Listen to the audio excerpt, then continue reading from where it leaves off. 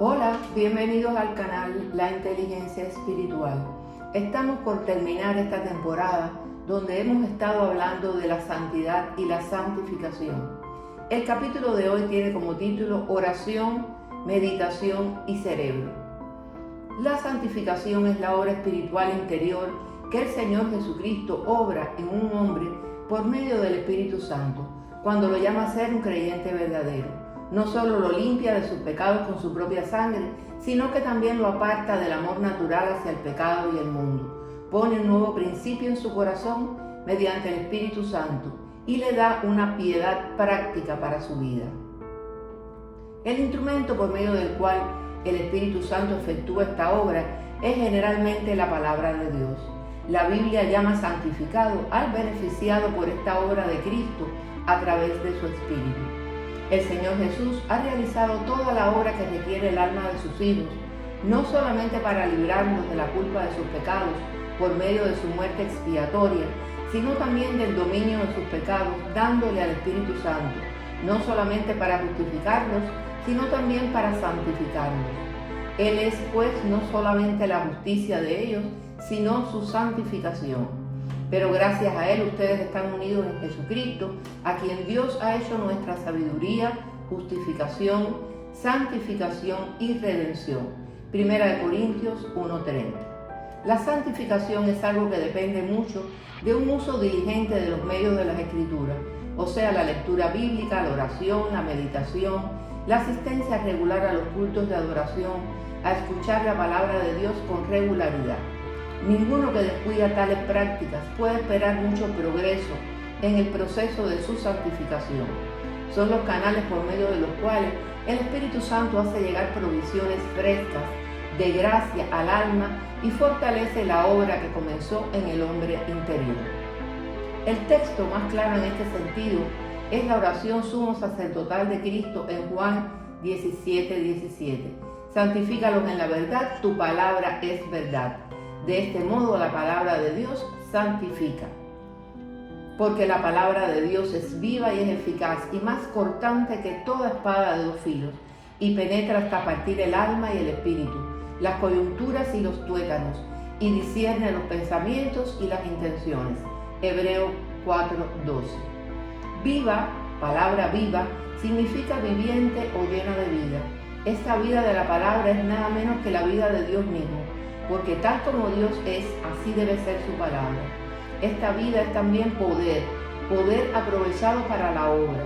La vida de la palabra de Dios se ordena y se aplica al cumplimiento de sus propósitos.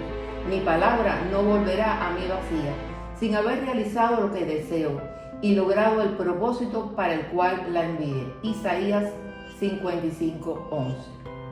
Como semilla viviente, la palabra de Dios tiene poder para dar fruto en la vida de los creyentes, como se describe en la parábola del sembrador, donde la semilla es la palabra de Dios. Lucas 8:11.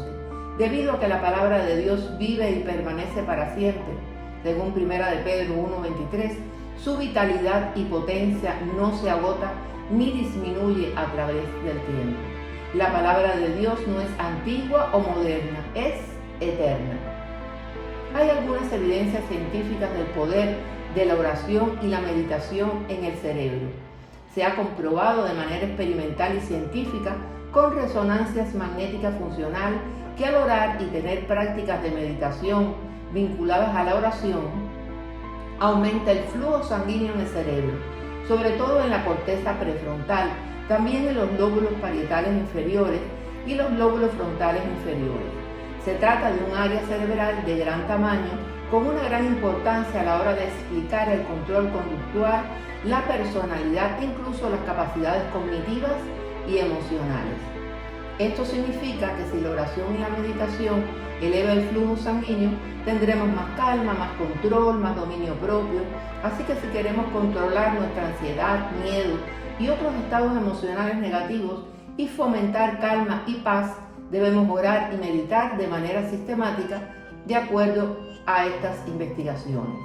Pero debemos saber, como hijos de Dios, que estas investigaciones siempre tienen sesgos de error y han sido realizadas con diferentes tipos de creyentes, no solo cristianos, y han generado ideas equivocadas que que plantean entonces que la actividad cerebral crea a Dios, o sea, el cerebro crea a Dios. Y claro que no. En Dios vivimos, nos movemos y existimos, y eso incluye en nuestro cerebro, porque toda casa tiene su constructor, pero el constructor de todo es Dios. Hebreos 3:4. El vivir en santidad, o sea, apartados para Dios y en comunión íntima con el Señor, también está ligado a un estilo de vida cristocéntrico, que tiene como centro el amor. Y en este sentido hay investigaciones neurocientíficas más sensatas, según Manes 2014, que confirman que los creyentes viven más y mejor y apuntan a hallazgos que van más allá de cambios en el sistema nervioso para llegar a producir cambios fisiológicos que favorecen a nuestra conciencia y contribuyen a la regulación de la función inmune, así como a la endocrina. Lo que sí es cierto 100%, porque está en la palabra de Dios y no necesita de contraste investigativo, es que mientras oramos y meditamos, Dios a través del Espíritu Santo guía y transforma nuestros pensamientos, nos ayuda a procesar nuestros dolores y tristezas, nos capacita para absorber la maravilla de su grandeza y nos prepara para lo que Él ha planeado para nuestra vida. Salmo 1 del 1 al 3. Cuán bienaventurado es el hombre que no anda en el consejo de los impíos, ni se detiene en el camino de los pecadores, ni se sienta en la silla de los encarnecedores, sino que en la ley del Señor está su deleite, y en su ley medita de día y de noche. Será como árbol firmemente plantado junto a corrientes de agua, que da su fruto a su tiempo, y su hoja no se marchita. En todo lo que hace prospera.